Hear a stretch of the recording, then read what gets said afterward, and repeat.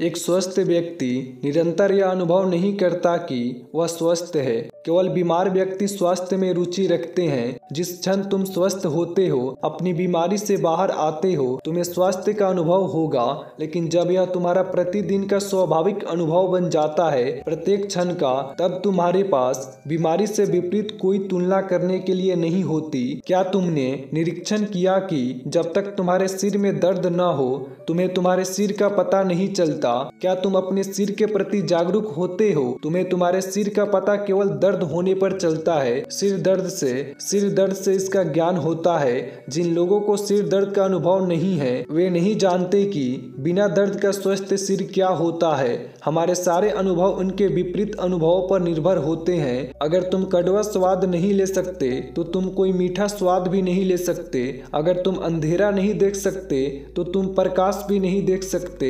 और अगर तुम निरंतर एक ही अवस्था में रहते हो, तो तुम इसे भूलना शुरू कर देते हो। यही है जिसे मैं बुद्धत्व के पार जाना कहता हूँ। जिस दिन तुम भूलना शुरू कर देते हो कि तुम बुद्ध हो, जिस दिन यह तुम्हारे जीवन का स्वाभाविक क्रम बन जाता है, साधारण, कुछ विशेष नहीं, जैसे कि तुम श्वास लेते हो, जैसे कि तुम्हारा हृदय धड़कता है, जैसे कि तुम्हारे शरीर में खून गति करता है, बुद्धत्व तुम्हारे अस्तित्व का अंश बन जाता है। तुम इसके बारे में सब कुछ भूल जाते हो। जब तुम बुद्धत्व के बारे में पूछते हो, मुझे याद आता है कि हाँ, एक अनुभव है जिसे बुद्धत्व कहते हैं। लेकिन जब मैं अकेला बैठा हूँ, मुझे कभी याद नहीं रहता कि मैं बुद्ध हूँ। यह एक पागलपन होगा। यह एकदम एक स्वाभाविक, साधारण अनुभव बन गया है। पहले मन के पार जाओ, तब बुद्धत्व के भी पार जाओ। कहीं पर भी रुको मत जब तक तुम अस्तित्व के बस एक साधारण अंश हो। पेड़ों के साथ, पक्षियों के साथ, पशुओं के साथ, नदियों के साथ, पर्वतों के साथ